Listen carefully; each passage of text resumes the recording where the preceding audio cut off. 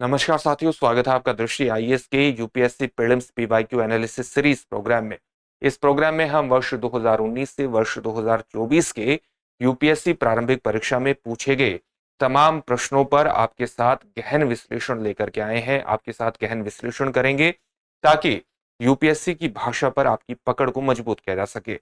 आप जानते हैं कि यूपीएससी प्रारंभिक परीक्षा क्वालिफाई करने की कई शर्तों में एक महत्वपूर्ण, एक प्रमुख शर्त यह है कि आपकी यूपीएससी की भाषा पर पकड़ मजबूत हो।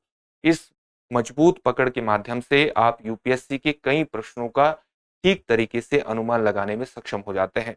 यूपीएससी की अपनी एक विशिष्ट भाषा है। इस विशिष्ट भाषा पर पकड़ के लिए जरूरी है कि आप प्रीवियस ईयर्स क्वेश्चन को ठीक से देखें, ठीक से पढ़ें। न केवल प्रश्नों को ठीक से पढ़ें बल्कि जो प्रश्नों के ऑप्शन दिए गए हैं उस पर भी आपकी पैनी नजर हो, क्योंकि यूपीएससी जब प्रश्नों के ऑप्शन तैयार करता है, उत्तर में दिए गए ऑप्शन को तैयार करता है, तो उनकी तुरपाई भी बड़े ही करीने से करता है, बहुत ही बारीक तरीके से, महीन तरीके से करता है। इसलिए यूपीएससी के प्रश्नों पर, यूपीएससी की भाषा पर पकड़ मजबूत करने के लिए प्रीवियस ईयर्स क्वेश्चन को देखना महत्वपूर्ण हो जाता है। इसी मांग को ध्यान में रखते हुए, इसी आवश्यकता को ध्यान में रखते हुए हम आपके इस सामने ये सीरीज लेकर के आ रहे हैं जिसका नाम है UPSC prelims PYQ analysis series program. इस प्रोग्राम में हम वर्ष 2019 से वर्ष 2024 के तमाम प्रश्नों पर आपके साथ विस्तार से बात करेंगे और अलग अलग खंडों के अंतर्गत करेंगे। आज जिस खंड के प्रश्नों को आपके सामने लेकर के हम आए हैं वो भूगोल से जुड़ा हुआ है। भूगोल से संबंधित 2 एपिसोड आपके सामने आएंगे। ये पहला एपिसोड है और इसलिए इसको भूगोल 1 नाम दिया गया है, भाग 1 नाम दिया गया है। तो बिना किसी देरी के प्रोग्राम की शुरुआत करते हैं। लेकिन उससे पहले आपके लिए एक महत्वपूर्ण सूचना यह है कि किसी भी जुड़े हुए प्रश्न या आपके दिमाग में कोई भी शंका हो तो आप 8750187501 पर कॉल कर सकते हैं। या आपको किसी भी बैच में एडमिशन लेना हो उसके लिए भी आप 8750187501 पर कॉल कर सकते हैं। इसके अलावा इस प्रोग्राम के पीडीएफ फाइल की भी आपकी डिमांड रहेगी, मांग जरूर रहेगी। तो इस प्रोग्राम की पीडीएफ फाइल प्राप्त करने के लिए आप इन न्यूज दृष्टि आईएएस के टेलीग्राम चैनल पर जा सकते हैं। वहां पर इस प्रोग्राम की पीडीएफ फाइल आपको उपलब्ध करा दी जाएगी। तो चलिए प्रोग्राम की शुरुआत करते हैं और आज के पहले प्रश्न को देखते हैं।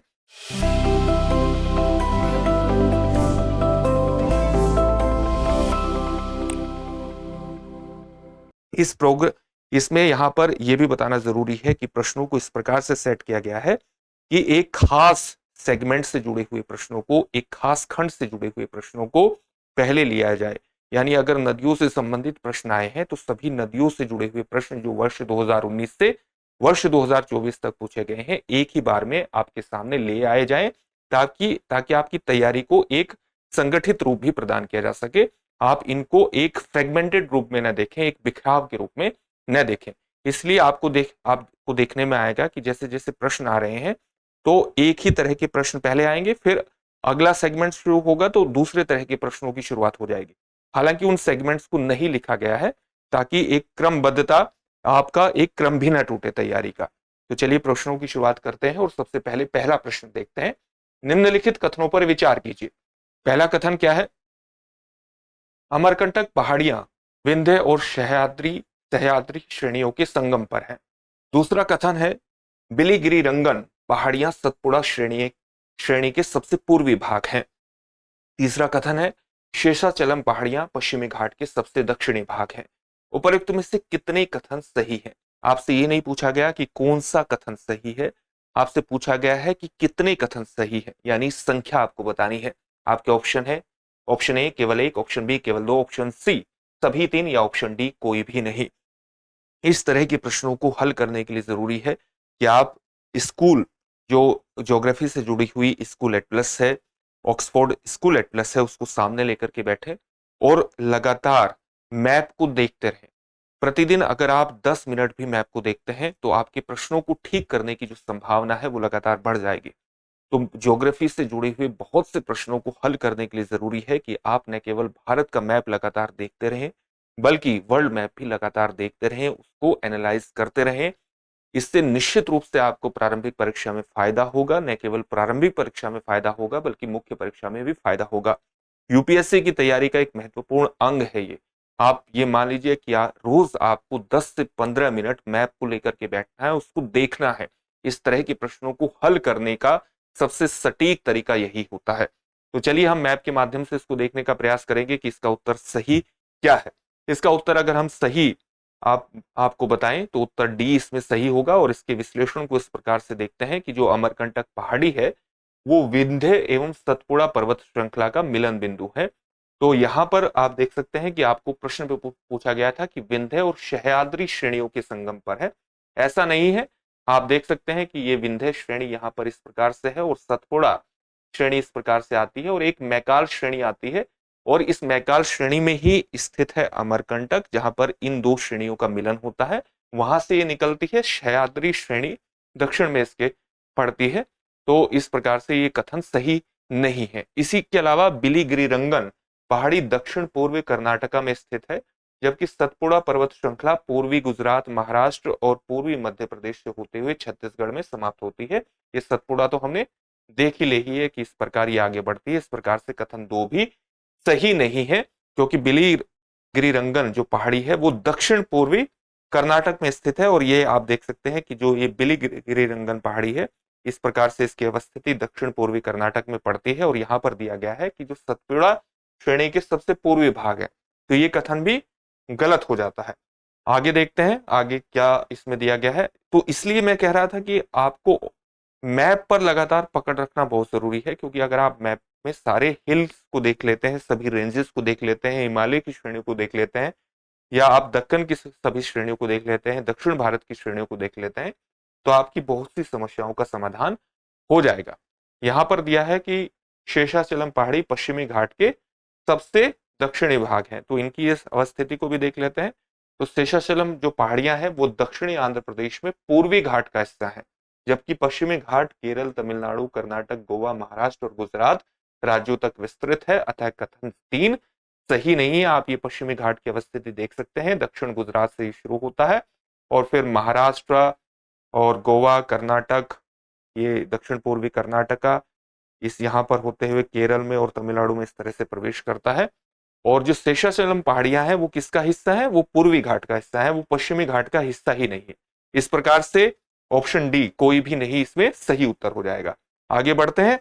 आपको ये मैप इसलिए दिखाए गए हैं ताकि आपको पता लग सके कि किस प्रकार से मैप महत्वपूर्ण हो जाता है आपकी प्रारंभिक परीक्षा की तैयारी में। आगे बढ़ते हैं। दक्षिण भारत की गंडीकोटा घाटी कैनियन निम्नलिखित नदियों में से किस एक से निर्मित हुई है? आपके ऑप्शन है कावेरी, मंजीरा, पेन्नार या तुंगभद्रा। क्या है इसका सही उत्तर? इसका सही उत्तर होगा ऑप्शन सी। और ऑप्शन सी में क्या दिया है? पेन्नार दिया। चलिए इसकी अवस्थिति को देखते हैं। ये एक कैनियन है, एक घाटी है। गंडीकोटा आंध्र प्रदेश के कडप्पा जिले का एक गांव है, जिसे भारत की भव्य घाटी के रूप में भी जाना जाता है। दाहिनी ओर पेन्नार नदी से घिरा है। ये गांव एर्रामला पहाड़ियों से होकर नदी के द्वारा बनाई गई शानदार घाटियों के लिए लोकप्रिय है। उनके बीच चलने वाली धाराओं के साथ संकरी घाटियां और खड़ी चट्टानी दीवारें बेहद खूबसूरत लगती हैं। ऑप्शन इसमें सी सही हो जाएगा। आगे बढ़ते हैं, लेकिन उससे पहले आपके लिए एक महत्वपूर्ण सूचना है। दृष्टि लर्निंग ऐप पर उपलब्ध आईएएस प्रीलिम्स 2025 की तैयारी के लिए, सामान्य अध्ययन की तैयारी के लिए आपके लिए एक महत्वपूर्ण लाइव ऑनलाइन सुविधा हम उपलब्ध करा रहे हैं। लाइव ऑनलाइन कोर्स उपलब्ध करा रहे हैं जो आईएएस प्रीलिम्स 2025 से जुड़ा हुआ है, सामान्य अध्ययन से जुड़ा हुआ है। इसकी प्रमुख विशेषताएं ये हैं कि इसमें आपको 400 प्लस घंटों की कक्षाएं दी जाएंगी, असीमित बार देखने की उनको सुविधा होगी और इसमें प्रीलिम्स टेस्ट सीरीज भी शामिल होगी। हिंदी माध्यम से जुड़ा हुआ है। इसके लिए आप अभी डाउनलोड कर सकते हैं दृष्टि लर्निंग ऐप, या आप कॉल कर सकते हैं 8750187501 पर भी। आगे बढ़ते हैं। निम्नलिखित युग्मों पर विचार कीजिए। आपने पिछला क्वेश्चन भी देखा होगा कि ये नदी कहां पर अवस्थित है और उस पर किस तरह की आप घाटियां स्थित हैं। ये आपको मैप लगातार देखते रहिए ताकि आपको नदियों की अवस्थिति के बारे में सही तरह से पता हो, और नदियों की अवस्थिति के बारे में पता होने के बाद भी जो भी फैक्ट आपके सामने आते हैं पढ़ाई करने के दौरान, उनको भी लगातार दोहराते रहिए। निम्नलिखित युग्मों पर विचार कीजिए। यहाँ पर शिखर दिए हुए हैं और पर्वत दिए हुए हैं। शिखरों में नामचा परवा के सामने लिखा है गढ़वाल हिमालय, नंदा देवी के सामने लिखा है कुमायूं हिमालय, और नोकरेक के सामने लिखा है सिक्किम हिमालय। प्रश्न है उपर्युक्त युग्मों में कौन सा या कौन से सही सुमेलित है या हैं? आपके ऑप्शन है ऑप्शन ए केवल ऑप्शन ए है 1 और 2, ऑप्शन बी है केवल 2, ऑप्शन सी है 1 और 3, ऑप्शन डी है केवल 3। चलिए इसकी व्याख्या के आधार पर इसके उत्तर को जानने का प्रयास करते हैं और इसका जो ऑप्शन होगा वो ऑप्शन बी सही होगा, यानी केवल 2 इसमें सही सुमेलित है। इसकी व्याख्या के माध्यम से देखने का प्रयास करते हैं। सबसे पहले अगर नोकरेक को आप देखें तो वहां सिक्किम हिमालय लिखा हुआ है, लेकिन नोकरेक की जो अवस्थिति है, नोकरेक जो पीक है वो मेघालय में अवस्थित है और मेघालय में 3 पहाड़ियों की अवस्थिति आप जानते हैं, गारो, खासी, जैंतिया, और ये गारो क्षेत्र में पड़ता है। तो ये एक तो आपका ऑप्शन 3 की समस्या तो पहले ही सुलझ गई। नंदा देवी जो चोटी है वो कुमायूं हिमालय के भाग है, जो कि आपको दिया भी हुआ है। सतलुज और काली नदियों के बीच स्थित हिमालय के हिस्से को हम किस नाम से जानते हैं? कुमायूं के नाम से जानते हैं, कुमायूं हिमालय के नाम से जानते हैं। वृद्ध हिमालय का जो विस्तार है वो पश्चिम में नंगा पर्वत से लेकर के पूर्व में नामचा बरवा चोटी तक विस्तृत है। नामचा बरवा जो पर्वत श्रेणी है वो तिब्बत के अंतर्गत आती है, जबकि यहाँ पर क्या दिया है? यहाँ पर दिया है गढ़वाल हिमालय। तो ये भी गलत, ये भी गलत, और ऑप्शन बी इसमें सही हो जाता है। इसके लिए भी आप लगातार अपने प्रश्नों को ठीक से देखते रहें और उनकी अवस्थिति के बारे में। ये ऐसे भी प्रश्न हैं जो लगातार किसी न किसी कारण से चर्चा में रहते हैं। जैसे आप ये देखिए, ये प्रश्न, सियाचिन हिमनद कहाँ स्थित है? सियाचिन हिमनद की जो अवस्थिति है वो भी किसी न किसी कारण से लगातार चर्चा में रहती है। तो आप इनकी अवस्थिति को जरूर देखें कि सियाचिन हिमनद कहाँ है, उसके आसपास के क्षेत्र कौन से हैं। अगर आप उसकी भौगोलिक अवस्थिति को मैप के माध्यम से लगातार देखते हैं तो ये प्रश्न बिल्कुल भी आपके लिए मुश्किल नहीं रह जाएंगे, आसान हो जाएंगे। तो लगातार मैप को देखते रहिए। कोई भी स्थान आए, कोई भी नदी का नाम आए, किसी भी उस नदी पर स्थित किसी भी सिचुएशन, किसी भी परिस्थिति, किसी भी बांध का नाम आए, लगातार उसको जाकर के या तो आप गूगल मैप पर जाकर के देखिए कि उसकी अवस्थिति कहाँ पड़ती है, उसके आसपास के क्षेत्र कौन से हैं।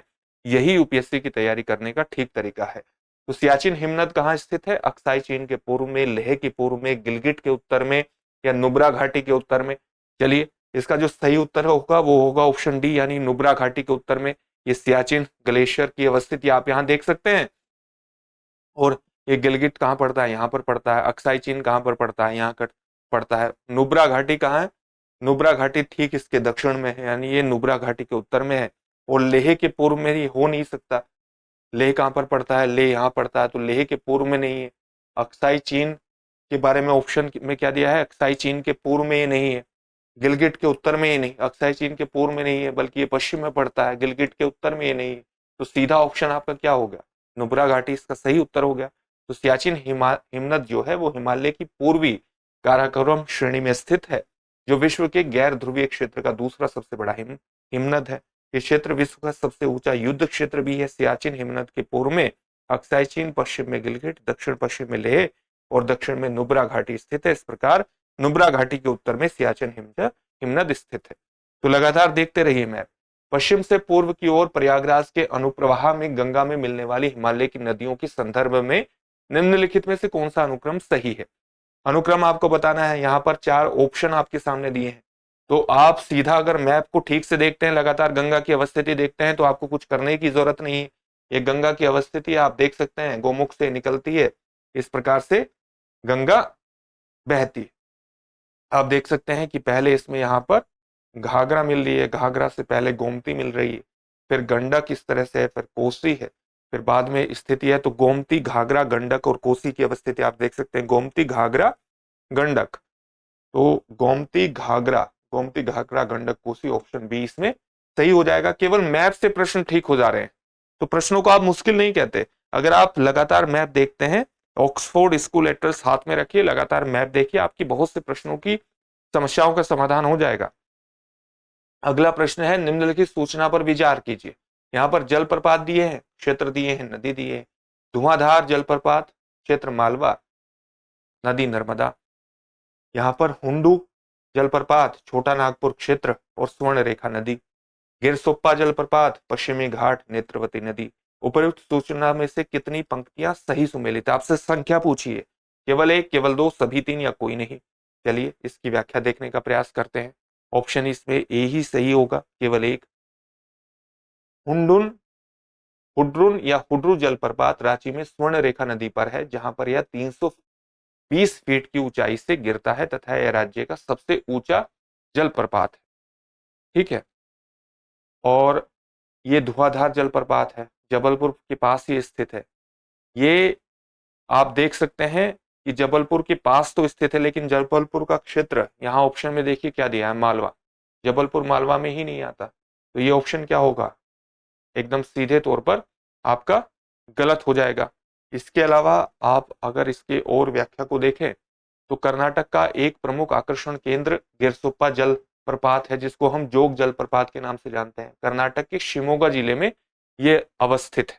तो कर्नाटक के शिमोगा जिले में स्थित है और राजा रानी रोवर और रॉकेट के नाम से जाने जाने वाले 4 झरने शरावती नदी पर विशाल जलप्रपात बनाने के क्रम में विलीन हो जाते हैं। 3 सही सुमेलित नहीं है, यानी ये नेत्रवती नदी पर नहीं है। और यहाँ पर क्या दिया है, नेत्रवती नदी दिया है, तो ये भी गलत हो गया।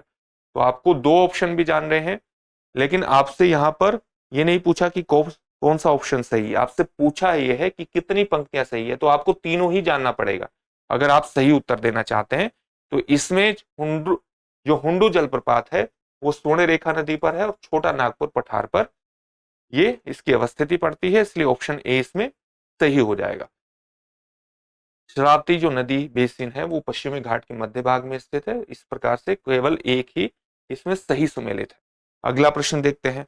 मैप के ज्यादा प्रश्न आपके सामने फिलहाल आ रहे हैं। निम्नलिखित कथनों पर विचार कीजिए। झेलम नदी वुलर झील से होकर जाती है।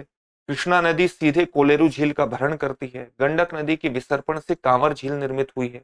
उपर्युक्त में से कितने कथन सही है? केवल 1, केवल 2, केवल 3 या कोई भी नहीं। चलिए इसकी व्याख्या के माध्यम से इसका उत्तर क्या होगा? ऑप्शन ए केवल 1 सही है। वुलर झील एशिया की दूसरी सबसे बड़ी स्वच्छ जल की झील है और यह भारत के जम्मू और कश्मीर में बांदीपुरा जिले में अवस्थित है। वुलर झील का एक मुख्य स्रोत है झेलम नदी। इस झील के केंद्र में एक छोटा सा द्वीप भी है जिसे जायना लंक कहा जाता है और इस द्वीप का निर्माण जैनुल आबिदीन जो कि एक मध्यकालीन शासक है उनके द्वारा कराया गया था। कथन एक सही है। वुलर झील किसी न किसी कारण से कई बार चर्चा में रही है, विशेष तौर से सर्दियों में जब इसका पानी जम जाता है और तरह तरह के खेलों का भी इस पर आयोजन होता है, तो आप देख सकते हैं कि लगातार चर्चा में रहती है। तो इसके बारे में, इस तरह की चीजों के बारे में न्यूज़पेपर में लगातार पढ़ते रहिए।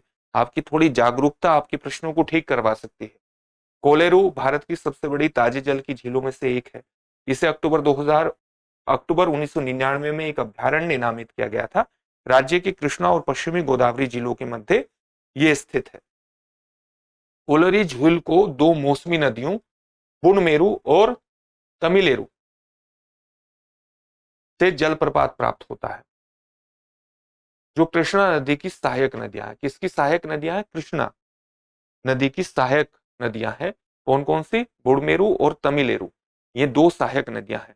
इसलिए कृष्णा नदी अप्रत्यक्ष रूप से अपनी सहायक नदियों के माध्यम से कोलेरू झील को भरण करती है, सीधे नहीं करती। इस प्रकार से ऑप्शन बी क्या हो जाएगा? गलत हो जाएगा। गंडक नदी के विसर्पण से कांवर झील निर्मित नहीं हुई है, जो भारत में बिहार के बेगूसराय जिले में स्थित ताजे जल की गोखुर झील है। बूढ़ी गंडक के नदी के एक पुराने वितरिका, यानी जो उससे अलग होकर के बनी है, कि विसर्प द्वारा कांवर झील का निर्माण किया गया था और बूढ़ी गंडक नदी एक पुरानी वितरिका के माध्यम से गंडक नदी के पूर्वी हिस्से के समानांतर बहती है और इस प्रकार से ऑप्शन 3 भी सही नहीं। इस प्रकार से आप देख सकते हैं कि इसमें ऑप्शन कौन कौन सा सही हो जाएगा? ऑप्शन ए ही इसमें सही है, यानी वुलर झील वाला ऑप्शन ही इसमें सही होगा। बाकी ये पोर्शन भी इसमें गलत है और ये भी इसमें गलत है, तो ऑप्शन ए इसमें बिल्कुल सही हो जाएगा। चलिए अगले प्रश्न को देखते हैं। अगला प्रश्न है, सिंधु नदी प्रणाली के संदर्भ में निम्नलिखित 4 नदियों में से 3 नदियां इनमें से किसी एक नदी में मिलती हैं जो सीधे सिंधु नदी से मिलती है। निम्नलिखित में से वह नदी कौन सी है जो सिंधु नदी से सीधी मिलती है? आपके ऑप्शन है चेनाब, झेलम, रावी, व्यास, रावी, सतलुज। व्यास इसमें नहीं है। आप जानते हैं कि सिंधु नदी प्रणाली में 5 प्रमुख नदी हैं जो सिंधु नदी में मिलती हैं अलग अलग टाइम पर। सिंधु नदी की सहायक नदियों में आप देख सकते हैं कौन कौन सी नदियां आती है? झेलम, चेनाब, रावी, व्यास, सतलुज, अगर आप उत्तर से दक्षिण की तरफ आते हैं। लेकिन ये नदियां सभी एक साथ अलग अलग रूप में इस नदी में नहीं मिलती हैं। जब कोई छोटी नदी बड़ी नदी में मिलती है तो वो जो छोटी नदी है वो सहायक नदी कहलाती है। चलिए एक मैप के माध्यम से इसके उत्तर को समझने का प्रयास करते हैं। ये सिंधु नदी है, इसकी अवस्थिति आप देख सकते हैं। अब ये झेलम, झेलम, चेनाब, रावी, व्यास, ये चेनाब। चेनाब क्या है? लंबी नदी है, इसलिए जब झेलम इसमें मिलती है तो ये किस नाम से आगे बढ़ती है? चेनाब नाम से। इसी प्रकार से जो रावी इसमें मिलती है तो किस नाम से आगे बढ़ेगी, चेनाब नाम से, क्योंकि चेनाब की जो लंबाई है वो ज्यादा मानी जाती है। तो ये चेनाब नदी आगे बढ़ी। अब ये व्यास नदी है, व्यास नदी किसमें मिलती है, व्यास नदी मिलती है सतलुज नदी में, क्योंकि सतलुज नदी की जो लंबाई है वो चेनाब नदी से ज्यादा है, इसलिए जब ये दोनों आपस में मिलती है चेनाब और सतलुज तो ये सतलुज कहलाती है और फिर सतलुज नाम से ये सिंधु नदी में मिल जाती है। बहुत सिंपल, इस तरह से अगर आप देखेंगे तो ये आसान प्रश्न है, तो ऑप्शन डी इसमें सही उत्तर हो जाएगा। इस तरह से प्रश्नों को आप लगातार देखते रहिए। इस तरह से अगर प्रश्नों को ठीक से देखेंगे मैप के माध्यम से तो आपकी आसान हो जाएगा इन प्रश्नों को ठीक करना। चलिए आगे बढ़ते हैं। अगला प्रश्न है, भारत के संदर्भ में डीडवाना, कुचामन, सरगोल और खाटू किन के नाम हैं? आपके ऑप्शन है हिमनद, गरान यानी मैंग्रोव क्षेत्र, रामसर क्षेत्र और लवण झील। अगर आप इनको एक भी नाम जानते हैं तो उसका ठीक तरीके से उत्तर देने में सक्षम हो जाएंगे। आपकी एनसीईआरटी में इसका लगातार जिक्र है, डीडवाना। और ये किस प्रकार की झील है, लवण झील। आपको इनको जानने की जरूरत नहीं, हालांकि जानना चाहिए, लेकिन डीडवाना के नाम से ही आप इसको ठीक कर लेंगे। ऑप्शन डी इसमें सही है, एनसीईआरटी का प्रश्न है ये। हवाओं के प्रवाह और अपरदन से निर्मित झीलें वायु द्वारा निर्मित झील की श्रेणी के अंतर्गत आती हैं। इन झीलों को पलाया भी कहते हैं। ये मुख्यतः लवणीय झील होती है और राजस्थान की अधिकांश झीलें इसी श्रेणी की हैं, जैसे सांभर हुई, जैसे पंचभद्रा हुई, लूणकरणसर हुई, डीडवाना, कुचामन, सरगोल, खाटू आदि। और इस प्रकार से विकल्प डी इसमें सही हो जाता है। अगला प्रश्न क्या है, निम्नलिखित नदियों पर विचार कीजिए। आपके ऑप्शन है ब्राह्मणी, नागावली, स्वर्णरेखा, वंशधारा। उपर्युक्त में से कौन सी नदियां पूर्वी घाट से निकलती हैं? आपके ऑप्शन है 1 और 2, 2 और 4, 3 और 4 या 1 और 3। चलिए इसके उत्तर को जानने का प्रयास करते हैं। 2 और 4 इसमें सही उत्तर होगा, यानी ऑप्शन बी इसमें सही उत्तर होगा। और आप अगर इसकी नदियों की अवस्थिति देखें तो आप देख सकते हैं कि किस प्रकार से ये हुगली नदी है और ये दामोदर नदी इस प्रकार से बहती है। इस प्रकार से आप देख सकते हैं कि ये सुवर्ण रेखा नदी है, ये और भी कई नदियां, ये महानदी की अवस्थिति है। इसकी व्याख्या को जानते हैं। पूर्वी घाट की असंबद्ध पहाड़ी श्रृंखलाएं जो हैं वो ओडिशा, तेलंगाना, आंध्र प्रदेश, कर्नाटक और तमिलनाडु में फैली हुई है। पूर्वी, हम अक्सर पश्चिमी घाट के बारे में पढ़ते हैं, पूर्वी घाट के बारे में कम पढ़ते हैं, हालांकि हमें पढ़ना चाहिए। पूर्वी घाट भी उतना ही महत्वपूर्ण है। हालांकि जैव विविधता के दृष्टिकोण से पश्चिमी घाट विशेष रूप से महत्वपूर्ण हो जाता है, लेकिन पूर्वी घाट पर अगर आपकी नजर हो ठीक से और लगातार आप देखते रहे तो इस तरह के प्रश्नों को हल कर सकते हैं। पूर्वी घाट जो कि अद्वितीय पारिस्थितिकी तंत्र का उदाहरण है। नागावली नदी का उद्गम ओडिशा के कालाहांडी जिले में 1300 मीटर की ऊंचाई पर स्थित लकबहल के पास पूर्वी घाट के पूर्वी ढलानों से होता है। वंशधारा नदी ओडिशा के कालाहांडी और रायगढ़ जिले की सीमा पर पूर्वी घाट से निकलती है। वहीं ब्राह्मणी नदी का उद्गम जो है वो राउरकेला यानी उड़ीसा के निकट दक्षिणी कोयल एवं शंख नदियों के मिलने से तथा स्वर्ण रेखा का उद्गम छोटा नागपुर के पठार से होता है। विकल्प भी इसमें सही हो जाएगा। अगला प्रश्न है, निम्नलिखित युग्मों पर विचार कीजिए। प्रश्न क्या है, यहाँ पर हिमनद दी है, यहाँ पर नदी दी है। हिमनद कौन से हैं? बंदरपूछ के सामने यमुना, बाराशिगरी के सामने चेनाब, मिलाम के सामने मंदाकिनी, सियाचिन के सामने नुब्रा और जेमू के सामने मानस। कौन से सही युग्म सुमेलित है? चलिए व्याख्या के माध्यम से इसके उत्तर को जान लेंगे। युग्म जो है 1, 2 और 4 सही है, यानी ऑप्शन ए इसमें सही हो जाएगा। युग्म 3 और 5 गलत है। मंदाकिनी जो नदी का उद्गम स्थान है वो उत्तराखंड में केदारनाथ के निकट है। इसका स्रोत केदारनाथ के निकट चोराबाड़ी हिमनद है। यहाँ पर आपको क्या दिया है, यहाँ पर आपको दिया है, ये जो बात हुई है मंदाकिनी नदी का जो उद्गम स्थान है मंदाकिनी नदी, तो मंदाकिनी का जो हिमनद है यहाँ पर मिलाम दिया है, और जबकि इसका जो हिमनद है वो कौन सा है, चोराबाड़ी हिमनद है। जेमू हिमनद जो है वो तीस्ता नदी का स्रोत है, न कि मानस नदी का, जबकि यहाँ पर ये मानस नदी का स्रोत दिया हुआ है जेमू। तो इस प्रकार से 3 और 5 इसमें गलत हो जाएंगे और ऑप्शन क्या हो जाएगा, 1 और 2 4, यानी ऑप्शन ए इसमें सही उत्तर हो जाएगा। आगे बढ़ते हैं। इस तरह के सभी प्रश्नों को मैंने बार बार कह रहा हूं मैं कि आप लगातार एटलस लेकर के बैठिए और जो भी चीजें खबरों में आती हैं नदियों से जुड़ी हुई या किसी घाटी से जुड़ी हुई या किसी हिमनद से जुड़ी हुई या किसी बांध से जुड़ी हुई या किसी जल विद्युत परियोजना से जुड़ी हुई, इन सभी चीजों पर लगातार नजर रखिए, उनकी भौगोलिक अवस्थिति को देखिए, उनके आसपास के क्षेत्रों को भी देखिए, ताकि आपकी एक इन सभी मुद्दों पर पकड़ मजबूत हो और आपकी इन प्रश्नों को ठीक करने की संभावनाएं बढ़ सके।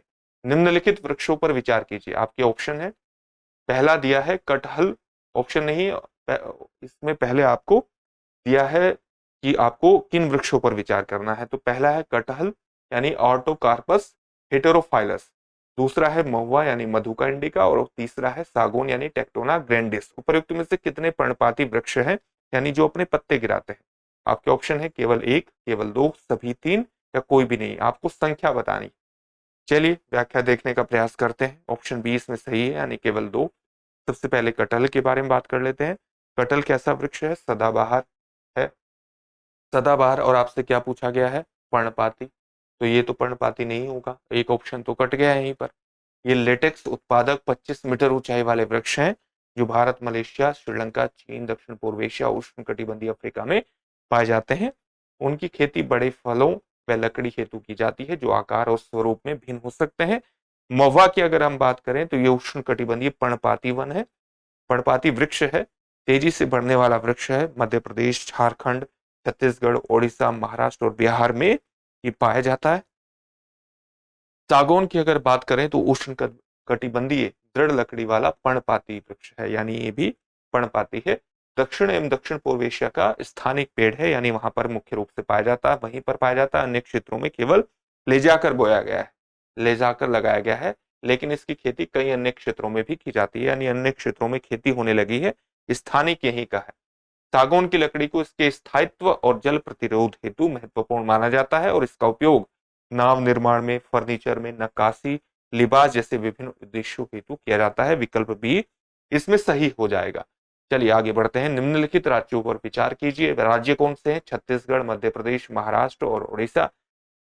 उपर्युक्त राज्यों के संदर्भ में राज्य की कुल क्षेत्रफल की तुलना में वन आच्छादन की प्रतिशतता के आधार पर निम्नलिखित में से कौन सा सही आरोही क्रम अनुक्रम है, यानी बढ़ता हुआ क्रम? सबसे पहले कम प्रतिशत वाला राज्य बताना है, फिर उससे ज्यादा प्रतिशत वाला राज्य बताना है।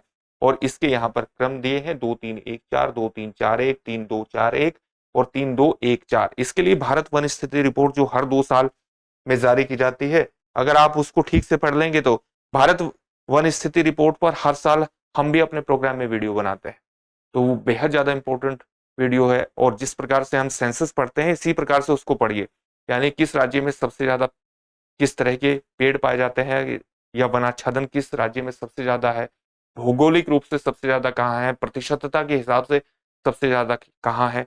इसी प्रकार से इस आंकड़ों को याद करना चाहिए। तो भारत वन सर्वेक्षण द्वारा देश में वन क्षेत्र की वस्तु स्थिति से अवगत कराने के लिए वन स्थिति रिपोर्ट जारी की जाती है। भारत की वन स्थिति नामक इस रिपोर्ट को देश के वन संसाधनों का आधिकारिक आकलन माना जाता है। भारत सरकार द्वारा प्रत्येक 2 वर्षों में वन सर्वेक्षण करवाया जाता है, जिसमें भारत के भौगोलिक क्षेत्र में वनों से आच्छादित हिस्से का आकलन किया जाता है। अब प्रतिशतता को ठीक से देख लेते हैं।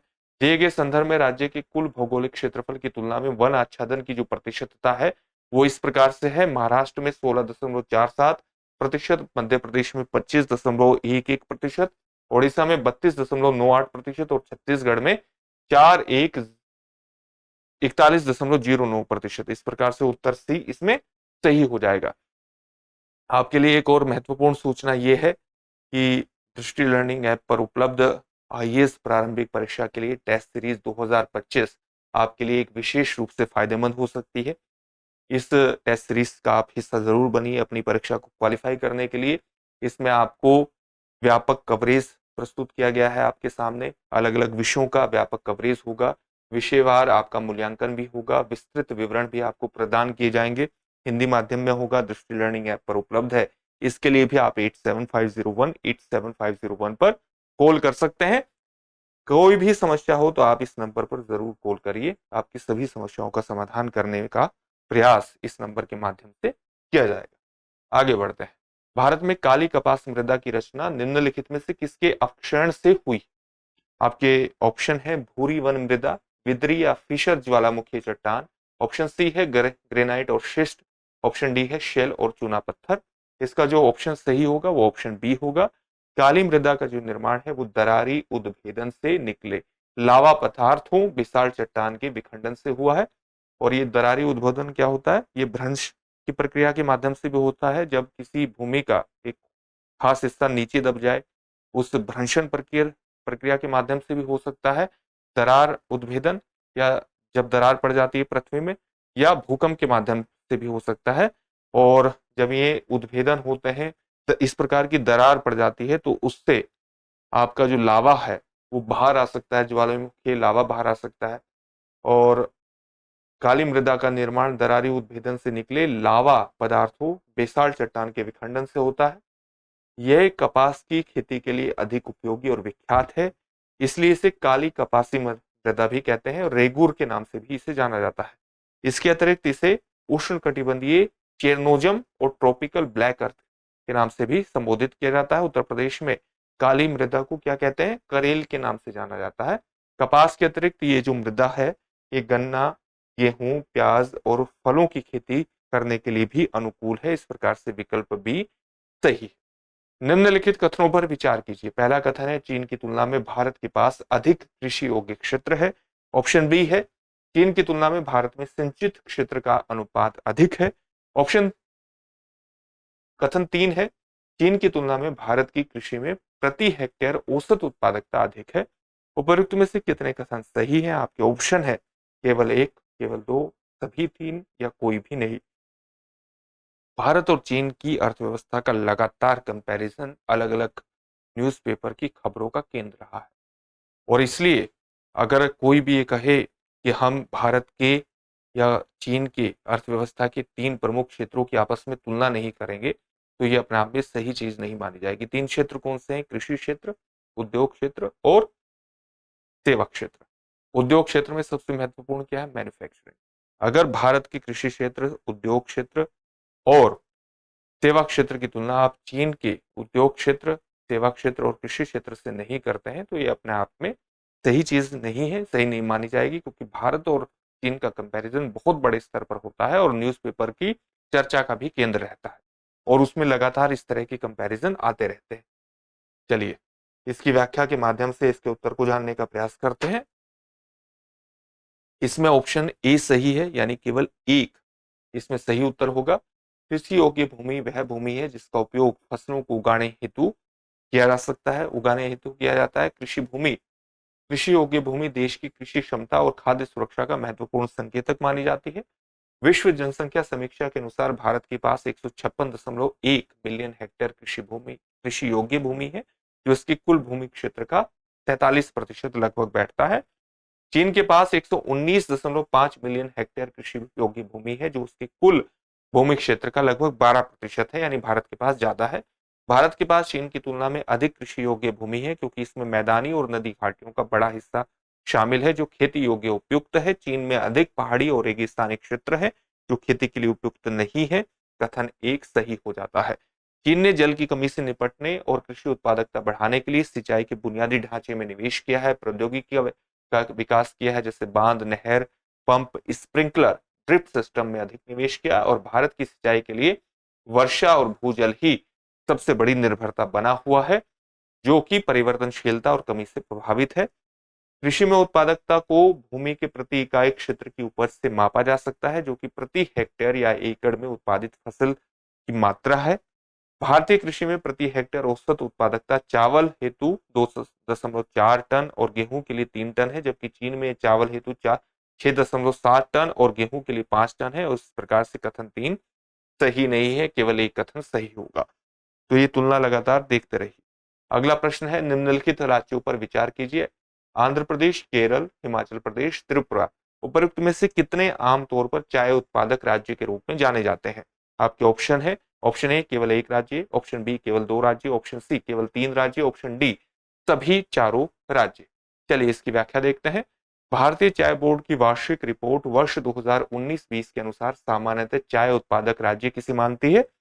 असम, त्रिपुरा, पश्चिम बंगाल, तमिलनाडु, केरल, हिमाचल प्रदेश। तो आपके ऑप्शन में त्रिपुरा भी है, केरल भी है, हिमाचल प्रदेश भी है, और एक और कौन सा राज्य? आंध्र प्रदेश इसमें यहां पर नहीं दिया है। लेकिन यहां पर आपको एक चीज ध्यान में रखनी है कि यहाँ डी उत्तर क्यों बताया गया है, क्योंकि ज्ञात स्रोतों के अनुसार आंध्र प्रदेश आमतौर पर चाय उत्पादक राज्य के रूप में नहीं जाना जाता, परंतु संघ लोक सेवा आयोग ने अपने उत्तर में आंध्र प्रदेश को भी चाय उत्पादक राज्य के रूप में शामिल कर लिया है। तो इसलिए यहां पर डी उत्तर इसका दिया गया है। हालांकि आमतौर पर यहां आंध्र प्रदेश का उल्लेख नहीं है, इसलिए इस चीज को भी ध्यान में रखिएगा। कृषि की धान गहनता प्रणाली का, जिसमें धान के खेतों का बारी बारी से क्लेदन और शुष्कन किया जाता है, यानी क्लेदन का सीधा मतलब है कि उसमें नमी पहुंचाई जाती है, नमी युक्त किया जाता है, और शुष्कन किया जाता है, क्या परिणाम होता है? आपके ऑप्शन है बीज की कम आवश्यकता, मीथेन का कम उत्पादन, बिजली बिजली की कम खपत। नीचे दिए गए कूट का प्रयोग करके सही उत्तर चुनिए। आपके ऑप्शन है ऑप्शन ए केवल 1 और 2, ऑप्शन बी केवल 2 और 3, ऑप्शन सी केवल 1 और 3, ऑप्शन डी 1, 2 और 3। चलिए, जो राइस इंटेंसिफिकेशन है उसके बारे में हमने कई प्रोग्राम में चर्चा की है, ऑप्शन इसमें डी सही होगा। कृषि की धान गहनता प्रणाली यानी राइस इंटेंसिफिकेशन मेथड का, जिसमें धान के खेतों का बारी बारी से क्लेदन, नमीयुक्त और शुष्कन किया जाता है, इस पद्धति का कई परिणाम है, जैसे बीज की कम आवश्यकता, मीथेन का कम उत्पादन और बिजली की कम खपत, और इस प्रकार से ऑप्शन डी इसमें सही हो जाएगा। अगला प्रश्न है, स्थायी कृषि यानी पर्माकल्चर पारंपरिक रासायनिक कृषि से किस तरह भिन्न है? आपका ये बताना है कि भिन्नता किस प्रकार से है स्थायी कृषि और पारंपरिक रासायनिक कृषि की। पहला दिया है इसमें, स्थायी कृषि एक धान्य कृषि पद्धति को हतोत्साहित करती है, किंतु पारंपरिक रासायनिक कृषि में एक धान्य कृषि पद्धति की प्रधानता है। दूसरा है, पारंपरिक रासायनिक कृषि के कारण मृदा की लवणता में वृद्धि हो सकती है, किंतु इस तरह की परिघटना स्थायी कृषि में दृष्टिगोचर नहीं होती है। तीसरा दिया है, पारंपरिक रासायनिक कृषि अर्ध शुष्क क्षेत्रों में आसानी से संभव है, किंतु ऐसे क्षेत्रों में स्थायी कृषि इतनी आसानी से संभव नहीं। चौथा है, मल्च बनाने यानी मल्चिंग की प्रथा, जिस पर एक आवरण आप किसका देते हैं? खाद का देते हैं। खाद भी किस प्रकार का? ऑर्गेनिक खाद। तो मल्च बनाने, मल्चिंग की प्रथा स्थायी कृषि में काफी महत्वपूर्ण है, किंतु पारंपरिक रासायनिक कृषि में ऐसी प्रथा आवश्यक नहीं है। नीचे दिए गए कूट का प्रयोग करके सही उत्तर चुनिए। आपके ऑप्शन है 1 और 3, 1, 2 और 4, केवल 4, 2 और 3। इसमें जो सही ऑप्शन होगा ऑप्शन बी सही होगा, यानी यहां पर 1, 2 और 4 सही है, ऑप्शन 3 यहां सही नहीं है। इसकी व्याख्या इसी प्रकार से है कि स्थायी कृषि, जिसको हम पर्माकल्चर भी कहते हैं, प्राकृतिक पारिस्थितिकी तंत्र यानी इकोसिस्टम के अंतर संबंधों और स्थिरता को प्रतिबिंबित करती है, उसी को दिखाती है। पर्माकल्चर भूमि का सर्वोत्तम उपयोग करने का एक प्रयास है, ताकि भविष्य में आने वाली पीढ़ियां उत्पादक तरीके से या भूमि का उपयोग जारी रख सके, आने वाली पीढ़ियां भी ज्यादा से ज्यादा उत्पादन ले सके। पर्माकल्चर एक धान्य कृषि को हतोत्साहित करते हैं, यानी एक ही फसल की कृषि को हतोत्साहित करती है, और खाद्यान्न, फलों और सब्जियों की एक विस्तृत श्रृंखला को उगाने और इस तरह के खाद्य टोकरी का विस्तार करने की संभावना का मार्ग प्रशस्त करती है। यानी एक ही फसल को प्राप्त करने को हतोत्साहित किया जाता है, अलग अलग फसलों को प्राप्त करने का प्रयास किया जाता है पर्माकल्चर में।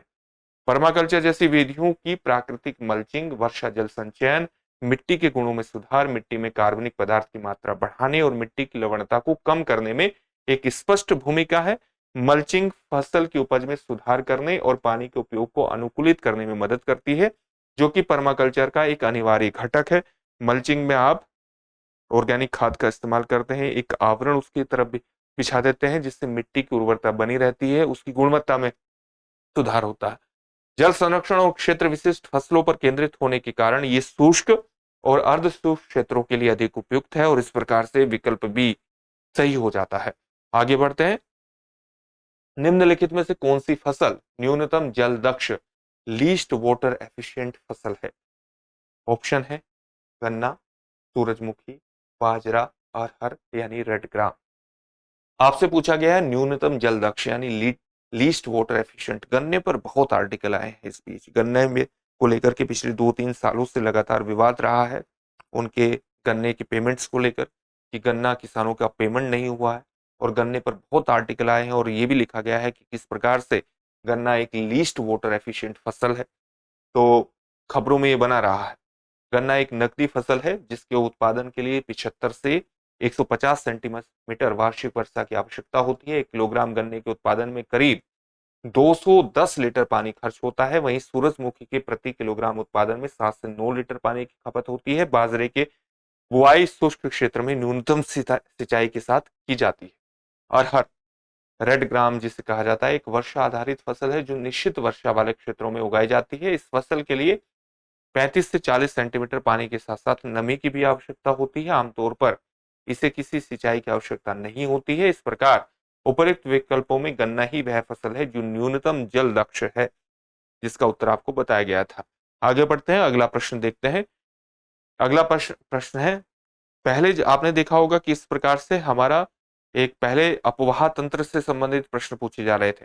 अब ये जो प्रश्न आ गए हैं आपके सामने खेती कृषि से संबंधित आ गए हैं, कृषि की विधियों से संबंधित हो गए हैं, अलग अलग प्रश्नों से संबंधित हो गए हैं। तो आप देख रहे हैं कि पहले हमने सारे अपवाह तंत्र के प्रश्नों को देख लिया जो वर्ष 2019 से वर्ष 2024 में आपसे पूछे गए, और अब फिर कृषि से संबंधित प्रश्न शामिल हो गए हैं। तो ये खंडवार ही इनको इस प्रकार से नियोजित किया गया है ताकि आपकी एक समझ का निर्माण हो सके अलग अलग टॉपिक्स को लेकर के। अगला प्रश्न क्या है, निम्नलिखित कथनों पर विचार कीजिए। पहला कथन है, मोरिंगा सहजन वृक्ष एक फलीदार सदापर्णी वृक्ष है। इमली का पेड़ दक्षिण एशिया का स्थानिक वृक्ष है। तीसरा है, भारत में अधिकांश इमली लघु लघु वनोत्पाद के रूप में संग्रहित की जाती है। ये संग्रहित इस प्रकार से होना चाहिए। भारत इमली और मोरिंगा के बीज निर्यात करता है। पांचवा है, मोरिंगा और इमली के बीजों का उपयोग जैव ईंधन के उत्पादन में किया जा सकता है। उपर्युक्त कथनों में से कौन से सही है? आपके ऑप्शन है 1, 2, 4, 5, ऑप्शन बी है 3, 4 और 5, ऑप्शन सी है 1, 3 और 4, ऑप्शन डी है 1, 2, 3 और 5। चलिए इसकी व्याख्या के माध्यम से इसके उत्तर को जानेंगे। आपके सामने ये सहजन वृक्ष का चित्र दिया है, ऑप्शन बी इसमें सही होगा। मोरिंगा यानी सहजन वृक्ष एक फलीदार पर्णपाती वृक्ष है। यह वृक्ष उष्ण कटिबंधीय और उपोष्ण कटिबंधीय क्षेत्रों में व्यापक रूप से खेती की जाने वाली फसलों में से एक है।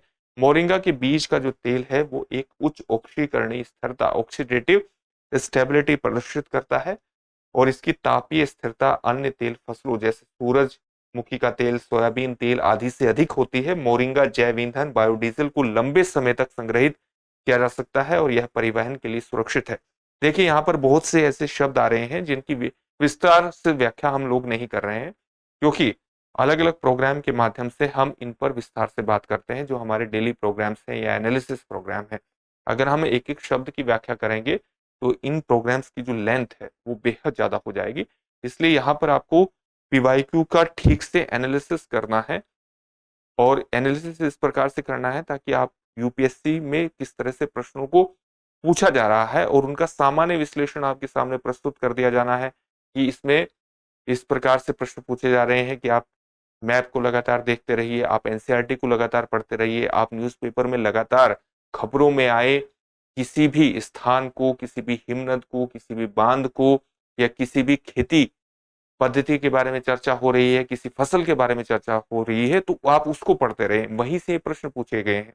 इस प्रकार के विश्लेषण से आपकी परीक्षा की समझ बेहतर होगी और उस समझ के आधार पर आप अपनी तैयारी को सही दिशा दे सकते हैं, सही दिशा में आगे बढ़ सकते हैं। भाषा पर आपकी पकड़ यूपीएससी में आपके प्रश्नों को ठीक करने की आपकी संभावनाओं को बढ़ाती है। यही चीज आपको स्पष्ट करने का प्रयास यहाँ पर हो रहा है, न कि एक एक शब्दों को स्पष्ट करना, क्योंकि एक एक शब्दों को स्पष्ट करेंगे तो प्रोग्राम की जो लेंथ है वो बेहद ज्यादा हो जाएगी। इस बात को आप विशेष तौर से ध्यान में रखिएगा। तो परिवहन के लिए सुरक्षित है, मोरिंगा के बारे में हमने बात की। इसके अलावा इमली अफ्रीका में उष्ण कटिबंधीय क्षेत्र का स्थानिक वृक्ष है। इस खट्टे मीठे फल का उपयोग बड़े पैमाने पर खाद्य व पेय पदार्थों तथा पारंपरिक दवाओं में किया जाता है। इमली बीज सहित को लघु वनोपज के रूप में वर्गीकृत किया गया है। इमली के बीज के तेल का उपयोग भी जैव ईंधन के उत्पादन में किया जा सकता है, जो कार्बन उत्सर्जन को कम करने में सहायक हो सकता है। उल्लेखनीय है कि भारत से लगभग 60 देशों में इमली का निर्यात किया जाता है और साथ ही दुनिया की लगभग 80% मोरिंगा मांग की आपूर्ति भारत करता है। विकल्प बी इसमें सही हो जाएगा। आगे बढ़ते हैं, कृषि में फर्टिगेशन के क्या लाभ है? पहला, सिंचाई जल की क्षारीयता का नियंत्रण संभव है। दूसरा, सिंचित जल ये होना चाहिए, सिंचित जल की क्षारीयता का नियंत्रण संभव है। दूसरा है, रोक फॉस्फेट और सभी अन्य फॉस्फेटिक उर्वरकों का सफलता के साथ अनुप्रयोग संभव है। तीसरा, पौधे के लिए पोषक बढ़ी हुई मात्रा में सुलभ किए जा सकते हैं। चौथा, रासायनिक पोषकों के लिए के निक्षालन में कमी संभव है। नीचे दिए गए कूट का प्रयोग कर सही उत्तर चुनिए। आपके ऑप्शन ए केवल 1, 2 और 3, ऑप्शन बी केवल 1, 2 और 4, ऑप्शन सी केवल 1, 3 और 4, ऑप्शन डी 2, 3 और 4। इसका सही उत्तर ऑप्शन सी होगा। फर्टिगेशन एक ऐसी प्रक्रिया है जिसमें उर्वरक को ड्रिप या स्प्रे सिंचाई प्रणाली में जल के साथ विस्तारित किया जाता है, उसका फैलाव कर दिया जाता है।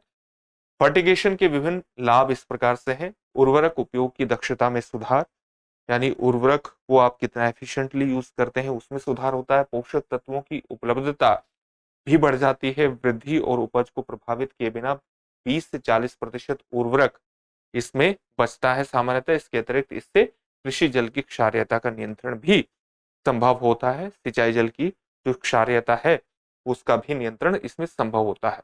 पर्यावरण प्रदूषण को कम करना, पोषक तत्वों के निक्षालन यानी लीचिंग को कम करना आदि। और इसके अलावा जो ड्रिप फर्टिगेशन के माध्यम से नाइट्रोजन का सबसे अधिक उपयोग पोषक तत्व के रूप में किया जाता है। फर्टिगेशन में मुख्य रूप से नाइट्रोजन, कैल्शियम, मैग्नीशियम उर्वरकों का उपयोग होता है। आगे बढ़ते हैं और शून्य जुताई जीरो टिलेज पर जो प्रश्न आया है उसको देखने का प्रयास करते हैं। कृषि में शून्य जुताई जीरो टिलेज का या के क्या लाभ है या है।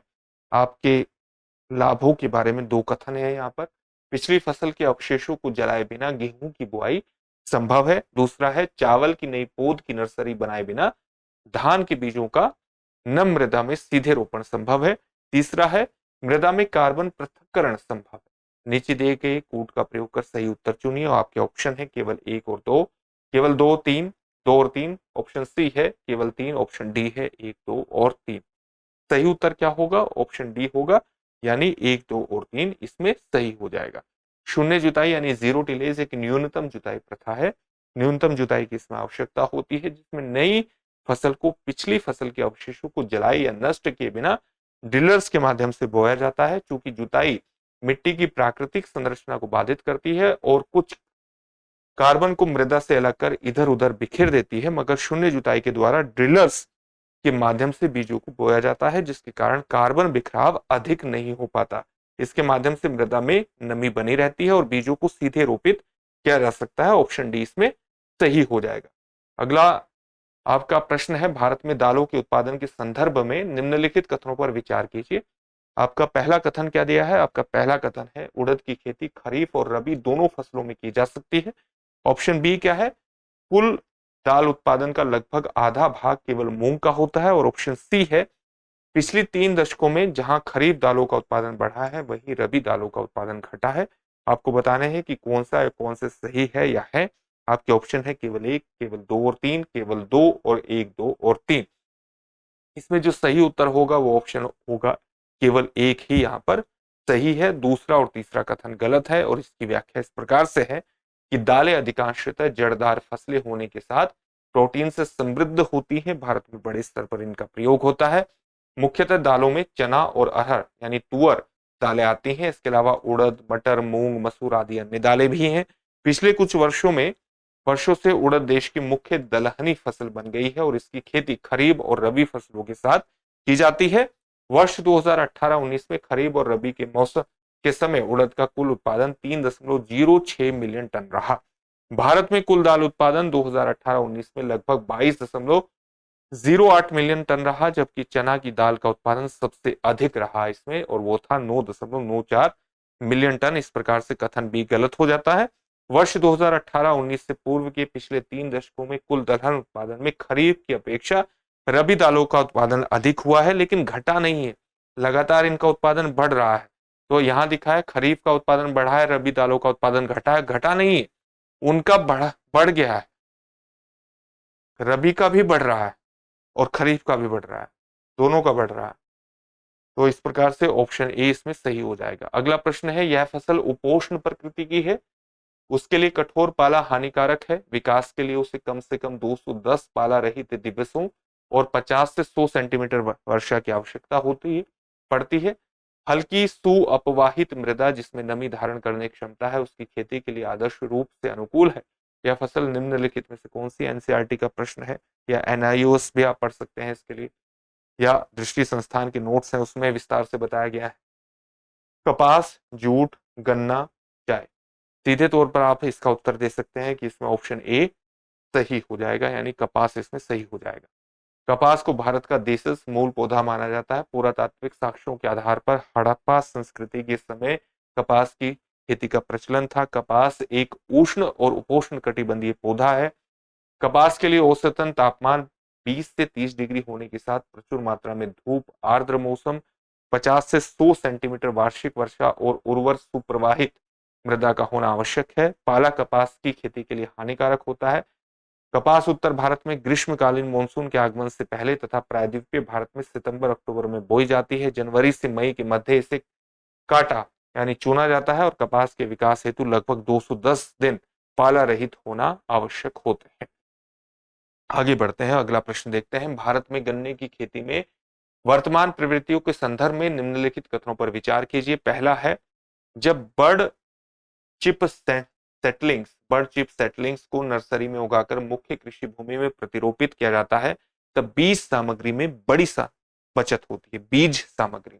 दूसरा है, जब सेट्स का सीधे रोपण किया जाता है तब एक कलिका सिंगल बडेड सेट्स का अंकुरण प्रतिशत कई कलिका मैनी बडेड सेट्स की तुलना में बेहतर होता है। और तीसरा है, खराब मौसम की दशा में यदि सेट्स का सीधे रोपण होता है तब एक कलिका सेट्स का जीवित बचना बड़े सेट्स की तुलना में बेहतर होता है।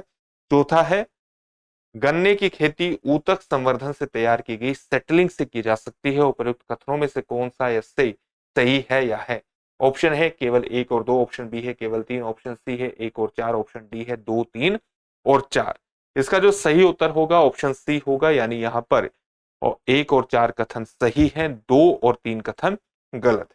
चलिए इसकी व्याख्या देखते हैं। गन्ने की उत्पत्ति मुख्यतः न्यू गिनी में हुई। मानव प्रवास के दौरान एशिया और भारतीय उपमहाद्वीप में गन्ने की खेती आई, गन्ने की कृषि आई। गन्ना उष्णकटिबंधीय पौधा है। भारत में गन्ने का उत्पादन बढ़ाने के लिए बर्ड चिप सेटलिंग्स पद्धति का प्रचलन शुरू हुआ है। इसके अंतर्गत बर्ड चिप की सहायता से नर्सरी बनाई जाती है और फिर पौधे को मुख्य खेत में लगा दिया जाता है। इस पद्धति से 40 से 50% तक, कुछ स्रोतों में 80% दिया है, कुछ जगहों पर 80% भी दिया है। वैसे इस पद्धति से 40 से 50% तक बीज की बचत होती है। गन्ना उत्पादन के लिए इसके अतिरिक्त गड्ढा विधि, ट्रेंच विधि, मेड़ और नाली विधि, ऊतक संवर्धन विधि का भी प्रयोग किया जाता है। गन्ने की फसल को उगाने हेतु पूरा तना न बोकर इसके 2 या 3 आंख के टुकड़े काटकर उपयोग में लाए जाते हैं, जिसको आप चिप बर्ड टेक्निक कहते हैं। किस टेक्निक का यहाँ पर उल्लेख हुआ? बर्ड चिप सेटलिंग्स के नाम से इसे संबोधित आप कर सकते हैं। हालांकि 2 आंख वाला टुकड़ा, जिसको 2 कलिका कहते हैं, सर्वोत्तम होता है। वहीं मौसम खराब होने पर एक कलिका सेट्स हो या बड़े सेट्स, सभी पर हानिकारक प्रभाव पड़ते हैं। जबकि कथन में कहा था कि एक कथन में स्पष्ट रूप से आप देख सकते हैं कि कहा गया है कि अगर मौसम खराब होता है, खराब मौसम की दशा में यदि सेट्स सीधे रोपण होता है तब एक कलिका सेट्स का जीवित बचना बड़े सेट्स की तुलना में बेहतर होता है। ऐसा नहीं है, दोनों पर हानिकारक प्रभाव पड़ता है। आगे बढ़ते हैं। अगला प्रश्न क्या है? अगला प्रश्न भी फसल से जुड़ा हुआ है। भारत के संदर्भ में निम्नलिखित में से किस या किन पद्धतियों को पारितंत्र अनुकूली कृषि माना जाता है, यानी उस क्षेत्र का जो इकोलॉजिकल सिस्टम है उसके अनुकूल माना जाता है? 1, फसल विविध रूपण। बी, शिंब आधिक्य, लेग्यूम इंटेंसिफिकेशन। तीसरा, टेंसियोमीटर का प्रयोग। चौथा, ऊर्ध्वाधर कृषि, वर्टिकल फार्मिंग। नीचे दिए गए कोड का प्रयोग कर सही उत्तर चुनिए। आपके ऑप्शन है केवल 1, 2 और 3, बी ऑप्शन है केवल 3, सी ऑप्शन है केवल 4 और डी ऑप्शन है 1, 2, 3 और 4। इसका सही उत्तर है ऑप्शन डी, यानी 1, 2, 3 और 4। इसकी व्याख्या देखते हैं और संघ लोक सेवा आयोग ने इसका अलग उत्तर दिया था, इसको भी देखेंगे। फसल विविध रूपण का आशय विविध प्रकार की फसलों के उत्पादन के साथ साथ कृषि संबद्ध उच्च मूल्य वस्तुओं के उत्पादन से है। शिंब आधिक्य, जिसको हम लेग्यूम इंटेंसिफिकेशन कहते हैं, वो कृषि की एक ऐसी पद्धति है जिसमें मिट्टी की उर्वरता बनाए रखने हेतु न्यूनतम उर्वरकों के प्रयोग के साथ फसल उत्पादित की जाती है। टेंसियोमीटर कृषि में प्रयोग होने वाला एक ऐसा उपकरण है, यानी टेंसियोमीटर क्या है? एक उपकरण है जो कि कृषि में प्रयोग होता है। इसमें मिट्टी में नमी की मात्रा का पता लगाया जाता है इसके माध्यम से। ऊर्ध्वाधर कृषि यानी वर्टिकल जो फार्मिंग है वो कृषि की वैसी पद्धति है, यानी ये भी मेथड है जिसमें फसलों को एक कृत्रिम वातावरण में एक निश्चित ताप और प्रकाश के माध्यम से उत्पादित किया जाता है। नेचुरल फार्मिंग ये नहीं है, कृत्रिम वातावरण में इस प्रकार से इसको लगाया जाता है, जिसको हम ऊर्ध्वाधर कृषि कहते हैं। इस पद्धति में कम जगह में फसलों की उच्च उत्पादकता प्राप्त होती है। उपरोक्त चारों विकल्प पारितंत्र अनुकूली कृषि के उदाहरण है, लेकिन संघ लोक सेवा आयोग द्वारा जारी जो आंसर की थी, जो उत्तर कुंजिका थी, उसमें उपयुक्त प्रश्न का जो उत्तर है वो विकल्प ए माना गया है। इस बात को भी आप ध्यान में रखिएगा। आगे बढ़ते हैं, खेती में बायोचार का क्या उपयोग है। पहला है, बायोचार ऊर्ध्वाधर खेती यानी वर्टिकल फार्मिंग में वृद्धिकर माध्यम के अंश के रूप में प्रयुक्त किया जा सकता है।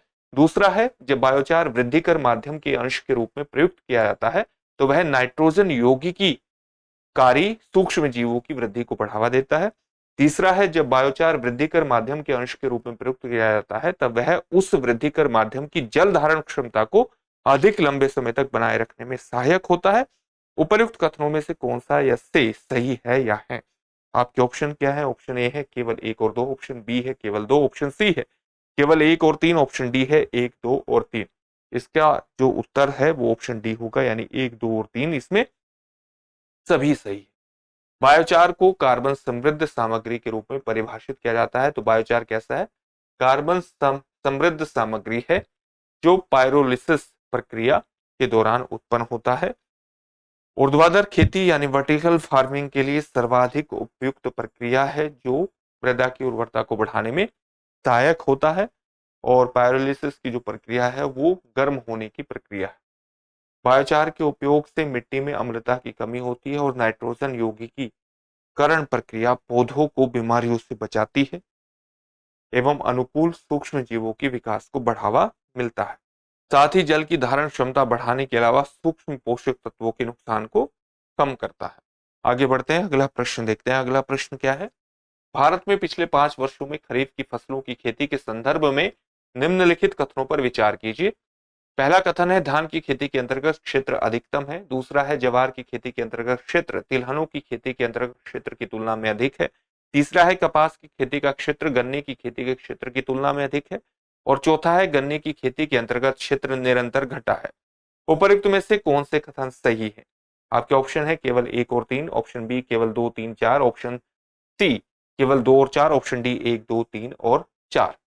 चलिए इसके उत्तर को जानने का प्रयास करते हैं। ऑप्शन ए इसमें सही है। आर्थिक सर्वेक्षण 2017-18 के आंकड़ों के अनुसार कथन 1 और 3 सही है। वहीं इन आंकड़ों के अनुसार तिलहन की कृषि जवार से अधिक क्षेत्रफल पर होती थी, इसलिए कथन 2 गलत हो जाता है। आर्थिक सर्वेक्षण 2020-21 में भी यही स्थिति बनी हुई है। आपके लिए एक और महत्वपूर्ण सूचना है, दृष्टि लर्निंग ऐप पर आप आईएएस प्रीलिम्स की तैयारी कर सकते हैं। सामान्य अध्ययन और सीसेट ऑनलाइन आपकी तैयारी को परिपक्व करने के लिए कुछ सुविधाएं दृष्टि लर्निंग ऐप लेकर के आया है। आप ऑनलाइन रूप में आईएएस प्रीलिम्स की तैयारी करेंगे, जिसमें आपको 500 प्लस घंटों की कक्षाएं उपलब्ध कराई जाएंगी। इनको आप असीमित बार देख सकते हैं। 30 निःशुल्क टेस्ट आपके लिए आपको दिए जाएंगे, जिसमें जीएस प्लस सीसेट दोनों शामिल हैं। हिंदी माध्यम में उपलब्ध रहेगा। इसके लिए आप दृष्टि लर्निंग ऐप को तुरंत डाउनलोड कीजिए और 8750187501 पर आप कॉल कर सकते हैं और इस सुविधा का लाभ उठा सकते हैं। निम्नलिखित कथनों पर विचार कीजिए। अगला प्रश्न है, कथन 1 है, भारत अपने पास यूरेनियम निक्षेप डिपॉजिट होने के बावजूद अपने अधिकांश विद्युत उत्पादन के लिए कोयले पर निर्भर करता है। कथन 2 है, विद्युत उत्पादन के लिए कम से कम 60% तक समृद्ध यानी एनरिच्ड यूरेनियम का होना आवश्यक है। उपर्युक्त कथनों के बारे में निम्नलिखित में से कौन सा एक सही है? ऑप्शन ए है केवल एक। कथन 1 और 2 दोनों सही है। कथन 2 कथन 1 की सही व्याख्या है। दूसरा ऑप्शन है कथन 1 और कथन 2 दोनों सही है तथा कथन 2 कथन 1 की सही व्याख्या नहीं है। ऑप्शन सी है, कथन 1 सही है किंतु कथन 2 गलत है। और ऑप्शन डी है, कथन 1 गलत है किंतु कथन 2 सही है।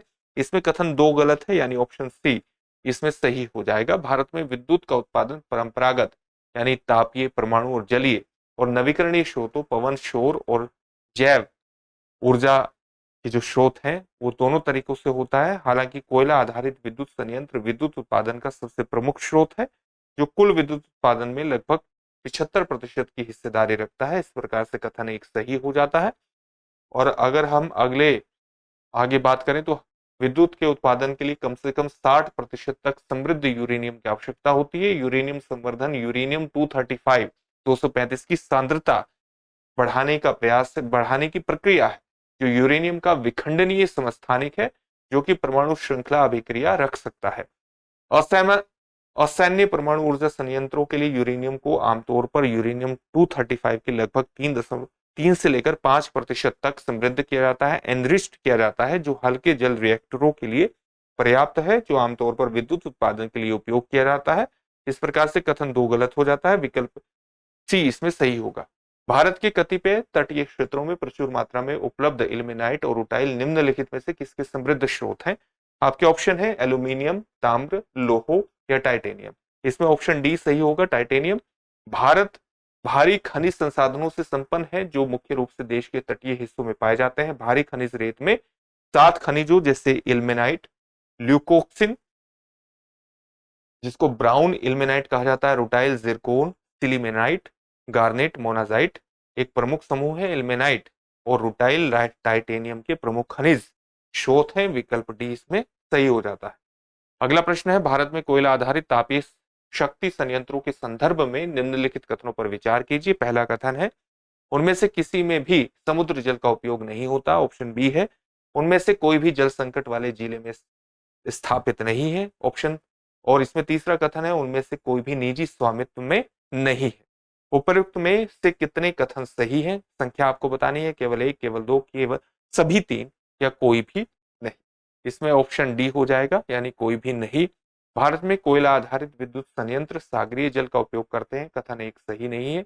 कथन 2 सही इसलिए नहीं है क्योंकि जो वाटर स्ट्रेस की अगर आप बात करें तो 48% of existing coal power fleet located in water scarce district, यानी आप देख सकते हैं कि जो कोल पावर से चलने वाले संयंत्र हैं उसमें से 48% जो है वो वाटर स्कार, जहां पर जल की कमी वाले जिले हैं, वहां पर स्थित है। इस प्रकार से कथन 2 सही नहीं है। और अडानी पावर लिमिटेड 13,650 मेगावाट की स्थापित क्षमता के साथ भारत में सबसे बड़ा निजी ताप शक्ति उत्पादक है। इस प्रकार से कथन 3 भी सही नहीं है, ऑप्शन डी सही। अगला प्रश्न है, निम्नलिखित कथनों पर विचार कीजिए। पहला कथन है, गुजरात में भारत का विशालतम सौर पार्क है। केरल में पूर्णतः सौर शक्तिकृत अंतरराष्ट्रीय हवाई अड्डा है। और तीसरा है, गोवा में भारत की विशालतम तैरती हुई सौर प्रकाश वोल्टीय परियोजना है। उपयुक्त कथनों में से कौन सा या से सही है या है? आपके ऑप्शन है, ऑप्शन ए 1 और 2, ऑप्शन बी केवल 2, ऑप्शन सी 1 और 3, ऑप्शन डी केवल 3। इसका सही उत्तर है ऑप्शन बी, और ऑप्शन बी में है केवल 2। भारत का भादला सोलर पार्क विश्व का सबसे बड़ा सोलर पावर पार्क है। भादला सोलर पार्क राजस्थान के सूखे और रेतीले क्षेत्र में स्थित है और 14,000 एकड़ क्षेत्रफल में ये फैला हुआ है।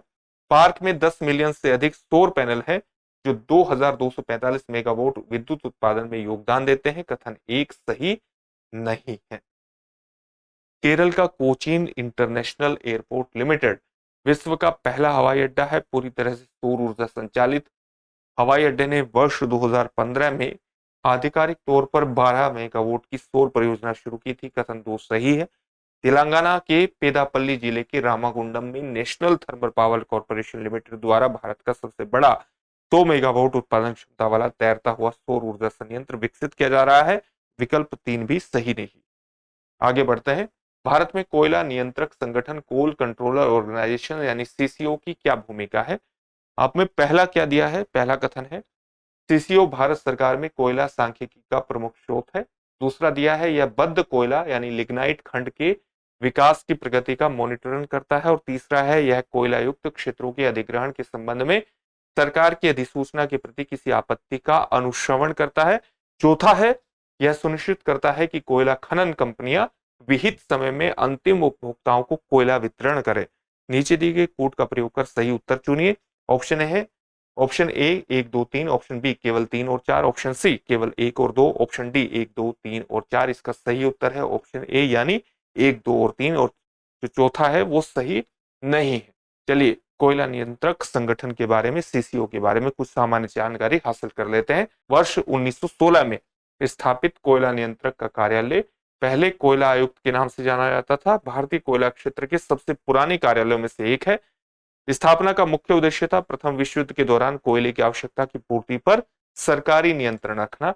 कार्य क्या है? कोयले की श्रेणी, ग्रेड या आकार की शुद्धता सुनिश्चित करने के लिए कोयला खानों के का निरीक्षण करना, कोयला खान में खनन किए गए सीम के कोयले के ग्रेड की घोषणा और रखरखाव के उद्देश्य से निर्देश जारी करना, केंद्र और राज्य सरकार के विभिन्न मंत्रालयों, राष्ट्रीय और अंतर्राष्ट्रीय संगठनों को मासिक कोयला डेटा प्रस्तुत करना। इस प्रकार से कथन एक सही हो जाता है। कोयला नियंत्रक संगठन कैप्टिव कोयला लिग्नाइट ब्लॉकों के विकास और उनकी संबद्ध अंतिम उपयोग परियोजनाओं की प्रगति की निगरानी करता है। कथन दो भी सही है। कोयला क्षेत्र युक्त क्षेत्र अधिग्रहण एवं विकास अधिनियम 1957 के तहत कोयला नियंत्रक इस अधिनियम के तहत सक्षम प्राधिकारी है जो कोयला आधारित भूमि के अधिग्रहण से संबंधित केंद्र सरकार की अधिसूचना पर किसी भी आपत्ति को सुनने और केंद्र सरकार को अपनी रिपोर्ट प्रस्तुत करने हेतु सक्षम है। कथन 3 सही है। यह सुनिश्चित नहीं करता कि कोयला खनन कंपनी निर्धारित समय में अंतिम उपयोगकर्ता तक कोयला पहुंचाती है। कथन 4 सही नहीं।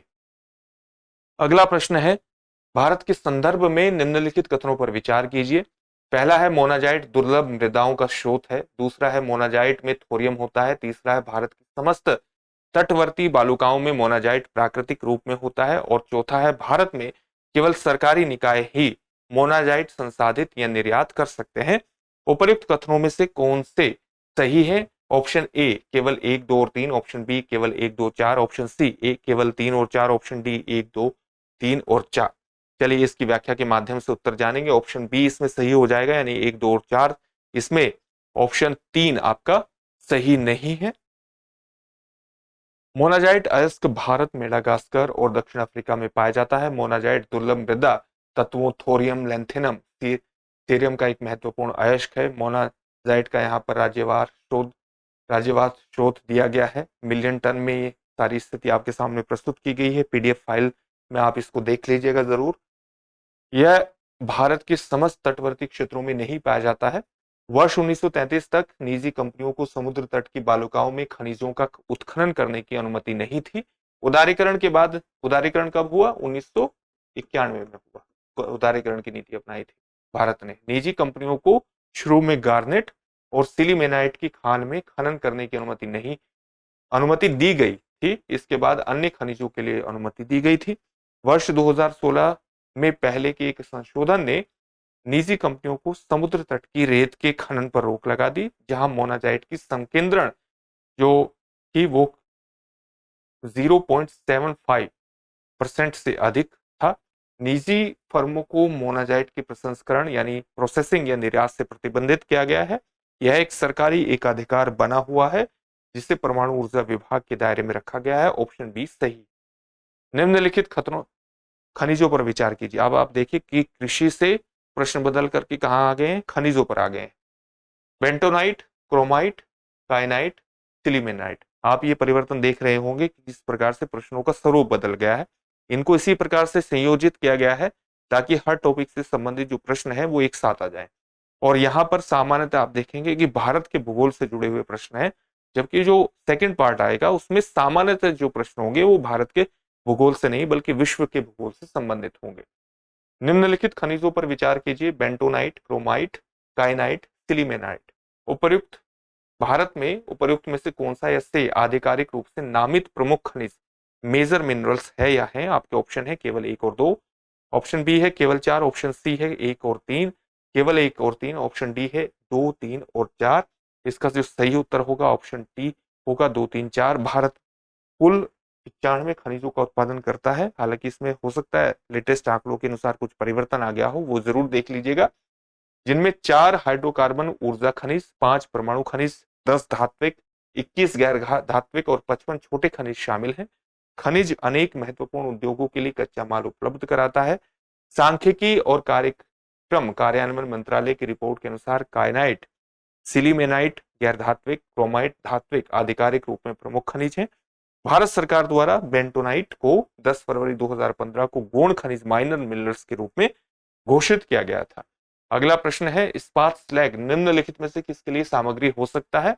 आधार सड़क के निर्माण के लिए, कृषि मृदा के सुधार के लिए, सीमेंट के उत्पादन के लिए। नीचे दिए गए कूट का प्रयोग कर सही उत्तर चुनिए। ये गलत लिखा है, यहां पर होना चाहिए कूट का प्रयोग कर। आपके ऑप्शन है केवल 1 और 2, ऑप्शन बी है केवल 2 और 3, ऑप्शन सी है केवल 1 और 3, ऑप्शन डी है 1, 2 और 3। चलिए, इसका जो सही उत्तर होगा ऑप्शन डी होगा, स्टील यानी इस्पात स्लैग।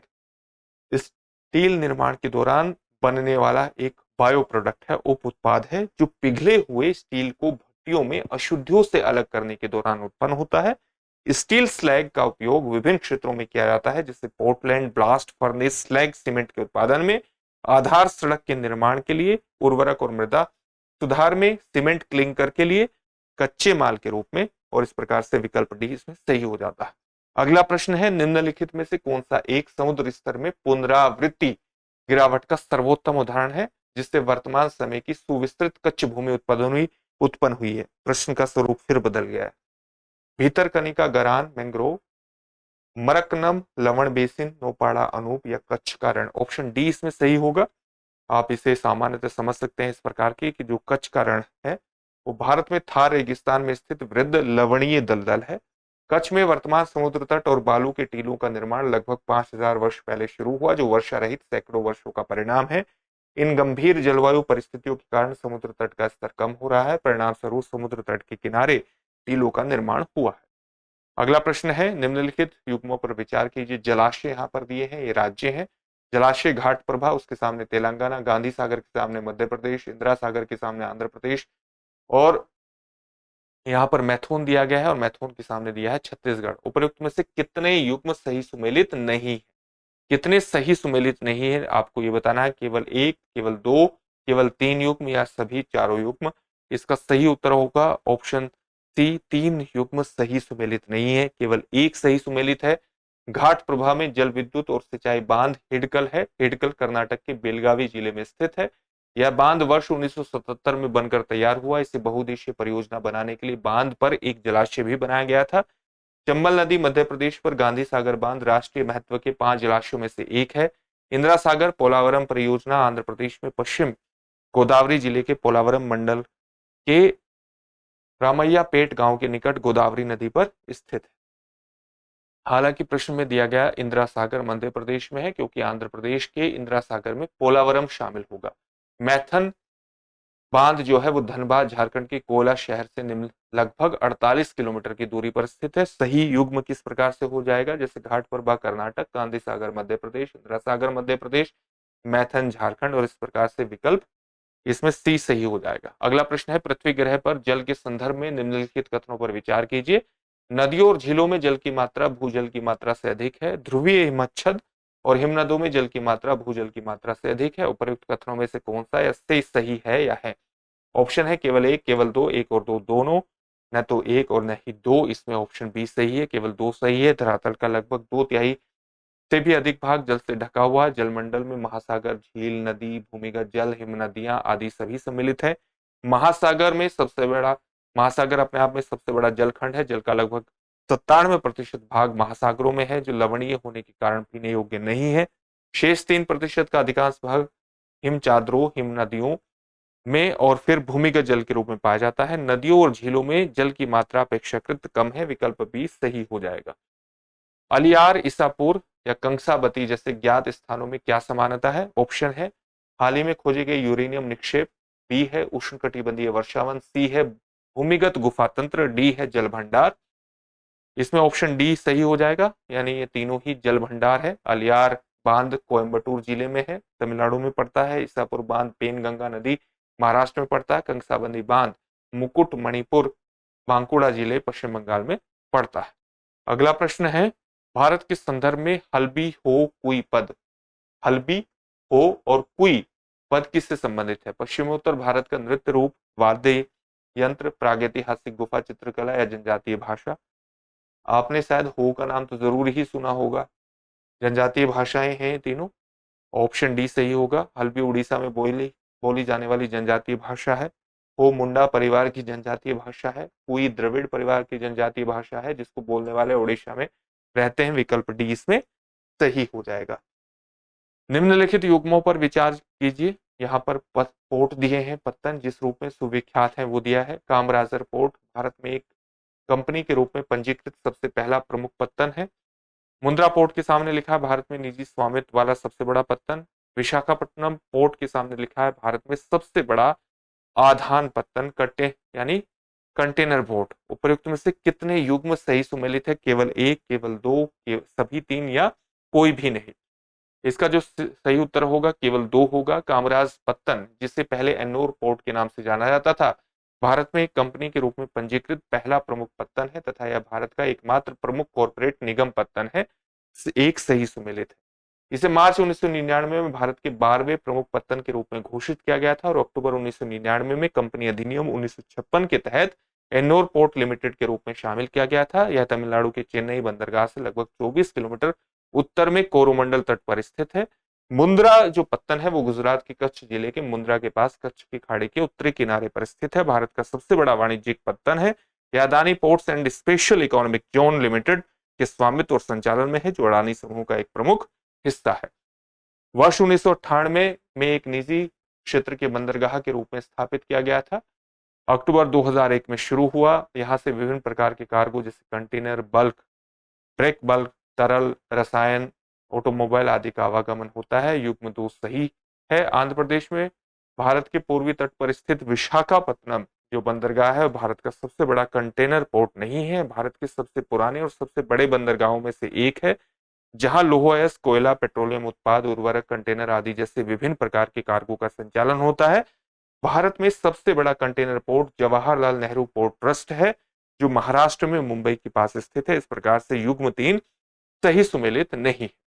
अगला प्रश्न है, भारत की कनेक्टिविटी परियोजनाओं के संदर्भ में निम्नलिखित कथनों पर विचार कीजिए। पहला है, स्वर्णिम चतुर्भुज परियोजना के अधीन पूर्व पश्चिम गलियारा यानी कॉरिडोर डिब्रूगढ़ और सूरत को जोड़ता है। दूसरा है, त्रिपक्षीय राजमार्ग मणिपुर में मोरेह को म्यांमार से होते हुए थाईलैंड में चियांग माई से जोड़ता है।